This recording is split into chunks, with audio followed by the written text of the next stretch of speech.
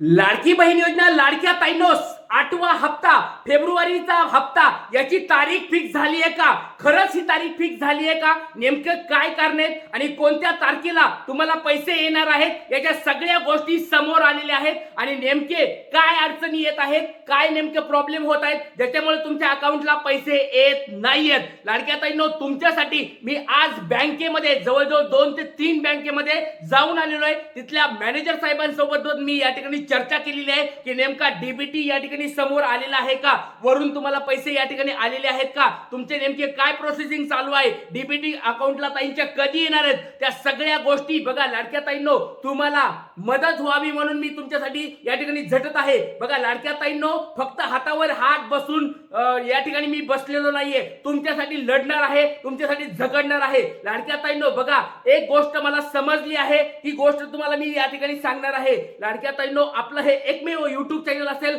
ज्याच्यामध्ये सत्य गोष्टी, एकदम खऱ्या बातम्या आणि सगळ्यात महत्त्वाची गोष्ट म्हणजे सगळ्यात पहिल्यांदा आपल्या चॅनलवर माहिती सांगितली जाते आणि त्याच्यानंतर इतर ठिकाणी तुम्हाला त्या माहिती पाहायला मिळेल. लक्षात घ्या लाडक्या ताईंनो, नेमके कारण काय आहेत, 8वा हप्ता का मिळत नाहीये याचे कारण समोर आलेत. ते कारण मी तुम्हाला सांगणार आहे आणि याच्यानंतर तुम्ही प्रश्न विचारत असाल की सर मग हे कारणानंतर आम्हाला पैसे कधी भेटणार आहेत का या महिन्यामध्ये, त्या सगळ्या गोष्टी, या सगळ्या चर्चा आपण या व्हिडिओ मध्ये करणार आहोत. त्याच्यामुळे शेवटपर्यंत व्हिडिओ बघायचा आहे, एकदम काळजीपूर्वक हा व्हिडिओ बघायचा आहे आणि चॅनलला जर कुणी नवीन ताई आले असताल सबस्क्राईब करून ठेवा. लाडक्या ताईंनो, खूप तळमळीने, खूप मेहनत करून तुमच्यासाठी हा व्हिडिओ बनवत आहे. खूप ठिकाणी आज मी या ठिकाणी चर्चा केलेली आहे, पत्रकारांशी पण चर्चा केलेली आहे की नेमके कारण काय होईलेत. सगळेजण म्हणायला लागले की पैसे वाटप होणार आहेत, आजपासून वाटप होणार आहे, उद्यापासून होणार आहे, 24 तारखेला होणार आहे, मग पैसे काय येत नाहीयेत. त्याच्यामुळे सर्व गोष्टी आता समोर आलेल्या आहेत,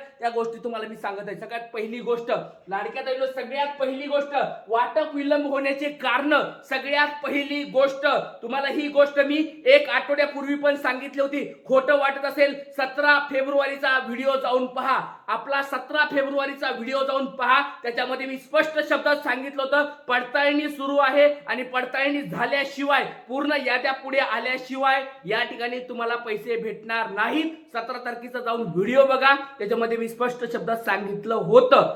बघा, त्याच्यानंतर आपल्याला वाटलं होतं 22 तारखेला पैसे येतील, 23 तारखेला पैसे येतील, पण ते आलेले नाहीत. कारण आता समोर आलेले आहेत. नेमके काय कारण आहेत बघा. या ठिकाणी पडताळणी सुरू आहे. लक्षात घ्या, प्रत्येक जिल्ह्याची पडताळणी सुरू आहे. जे छोटे छोटे जिल्हे आहेत त्यांची पडताळणी झालेली आहे, 19-20 तारखेपर्यंत त्यांची पडताळणी झाली आहे. पण जे मोठे जिल्हे आहेत, पुणे असेल, नाशिक असेल, ठाणे असेल, मुंबई असेल, नागपूर असेल, अहिल्यानगर असेल, छत्रपती संभाजीनगर असेल, यासारख्या मोठ्या मोठ्या जिल्ह्यांची पडताळणी अजून बाकी आहे आणि त्यांचे रिझल्ट पुढे येत आहेत. तुम्हाला खोटं वाटत असेल तर नाशिकची एक बातमी, आजचीच अपडेटेड बातमी तुम्हाला मी दाखवू शकतो. त्याच्यामध्ये जवळजवळ 1 लाखापेक्षा जास्त ताई या ठिकाणी वगळण्यात येत आहेत, अशा स्वरूपाची बातमी या ठिकाणी आलेली आहे. तर लक्षात घ्या, पडताळणी सुरू आहे. परत सांगतोय, पडताळणी सुरू आहे आणि जोपर्यंत सर्व जिल्ह्यांच्या याद्या पुढे येत नाहीत तोपर्यंत वाटप सगळ्यांचे एकत्र होत नाही. एक गोष्ट सांगतोय ती समजून घ्या, पडताळणी झाल्याशिवाय तुम्हाला पैसे येणार नाहीत. लक्षात घ्या, पडताळणी झाल्यानंतर आता पुढचा प्रश्न अजून आहे की बाबा ज्या जिल्ह्यामध्ये पडताळणी झाली मग त्या जिल्ह्यामध्ये डीबीटी होत का नाहीये. तर लक्षात घ्या, एकाच वेळेस सर्व महाराष्ट्रामध्ये पैसे पाठवले जातात. असं होत नाही की ह्या जिल्ह्यामध्ये 12 जिल्ह्यामध्ये पैसे आले, या 15 जिल्ह्यामध्ये पैसे आले, या 3 जिल्ह्यामध्ये पैसे आले, असं कधीच होत नाही. जर असं कोणी तुम्हाला जर सांगत असेल, असं कोणत्या न्यूज पेपर लिहित असेल की ह्या 4 जिल्ह्यामध्ये पैसे आले, तर विश्वास ठेवू नका. फेक गोष्टीला बळी पडू नका. लाडक्या ताईंनो, परत सांगतोय तुम्हाला, डीबीटीचे आदेश दिलेले आहेत, वरून गव्हर्नमेंटने पैसे सोडलेले आहेत, बँकेपर्यंत पैसे देखील आलेले आहेत. पण पडताळणीच्या याद्या जर पूर्ण झाल्या नसतील तर कोणत्या ताईला पैसे पाठवायचे आणि कुणाला नाही पाठवायचे ह्या याद्या बनणं चालू आहे. लक्षात घ्या, 2,46,00,000 ताई या ठिकाणी होत्या. अगोदर 2,46,00,000 ताई होत्या, त्याच्यामधून वजा होऊन 2,41,00,000 ताई या ठिकाणी राहिलेल्या आहेत. आता त्याच्यामधल्या अजून पडताळणीच्या याद्या पुढे आलेल्या आहेत आणि कोणत्या ताई काढल्यात, कोणत्या ताईला ठेवायचं हे बँकेला आदेश दिलेला आहे, बँकेला याद्या पुढे पाठवलेल्या आहेत आणि बँका आता डीबीटी नुसार चेक करत आहे की कोणती ताई काढायची, कोणती ताई राहून द्यायची आहे.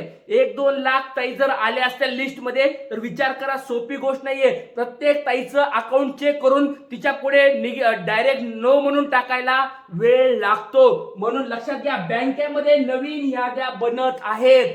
हे तिसरं कारण सांगतो तुम्हाला. पहिलं आहे पडताळणीचं कारण, पडताळणीमुळे उशीर झालेला आहे, पडताळणी मोठ्या मोठ्या जिल्ह्यामध्ये चालू आहे. दुसरं कारण बजेटची प्रक्रिया सुरू आहे. बघा, अर्थसंकल्प आहे, आपला जो बजेट आहे महाराष्ट्राचा, त्याच्यामध्ये बरेच मंत्रिमंडळ या ठिकाणी बिझी आहे, पण याचा जास्त संबंध येणार नाही बजेटचा आणि या ठिकाणी हप्ता वाटपाचा जास्त संबंध नाही. पण थोडा काही जे विभाग असतात त्यांना पण त्यांचे पुढे गोष्टी सांगाव्या लागतात बजेटमध्ये. त्याच्यामुळे एक बजेटचा 1-2% तरी परिणाम पडू शकतो. पण सगळ्यात मेजर प्रॉब्लेम आहे तो म्हणजे पडताळणी सुरू आहे. आणि दुसरी गोष्ट म्हणजे बँकामध्ये नवीन याद्या बनत आहेत. बँकेमध्ये याद्या अपडेट करायला टाइम लागत आहे.